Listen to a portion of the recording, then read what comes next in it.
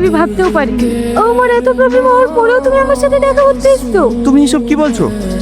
আমি তোমাকে ভালোবাসি, তোমাকে ছাড়া আমার কিছুই চাই না। আমি জানি তুমি আমাকে অনেক ভালোবাসো, কিন্তু তোমার বাবা মা আমাকে কোনোদিনই মেনে নেবে না। আর মেনে নেবেই বা কেন বলো? সেই মেয়ের কোনোদিনও সন্তান হবে না। সেই মেয়েকে কি কেউ কখনো ঘরের বউ করে নিয়ে যায়? জানি কেউ নিয়ে যাবে, তোমার জন্য আমার বাড়িতে আমি সবাইকে বুঝেছি, কি অবার কথা শুনেনি, তাই আমি নিজেই চলে এসেছি।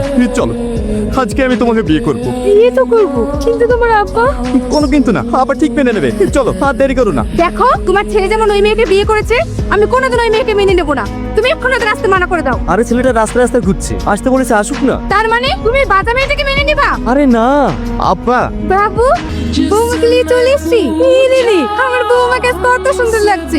ওরে আমার মধু, মা ভালো আছেন? এতক্ষণ ভালো ছিলাম না মধু, তোমাদেরকে দেখে ভালো হলাম। আমার ঘরের লোক কি ঘরে ফিরে এসছে। কি গো, নতুন বৌমাকে বাইরে দাঁড় করে রাখবা না ঘরে নিয়ে কিছু খাওয়া দাওয়ার ব্যবস্থা করবা? হ্যাঁ, এক্ষুনি করছি। চলো মা, ঘরে চলো। এই বাজাম, তুই কি করে ভাবলি আমার ছেলেকে ফাঁসিয়ে এই বাড়িতে রাজত্ব করবি? আমার বংশের প্রদীপ জ্বালানোর জন্য তোকে খুন করে জেলে দেবো, সেও শিকার। কিন্তু তোকে এই বাড়িতে থাকতে দেবো না। আমার চুল ছেড়ে দাও মা, আমার নিজের লাগছে। আমাকে ছাড়ো মা। কই গো, বৌমাকে একটু বাইরে নিয়ে আসো, জোসনারা দেখতে এসছে। এই বাজাকে আবার দেখতে এসছে। এই চপ। কি ব্যাপার সালমা, তুমি কাঁদছো কেন? না না, তেমন কিছু হয়নি।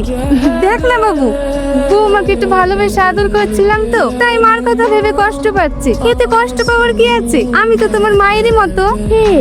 টনির বউটা তো কি সুন্দর রে, একদম পুতুলের মতো। দেখতে পুতুলের মতো। জীবনে ছেলে পেলে হবে নাকি? ও বাজা, এত কি বললি? আমার বৌমা বাজা? আমার বৌমা বাজা হলেও না আমার ঘরে লক্ষ্মী। এই বেরিয়ে যা আমার বাড়ি থেকে।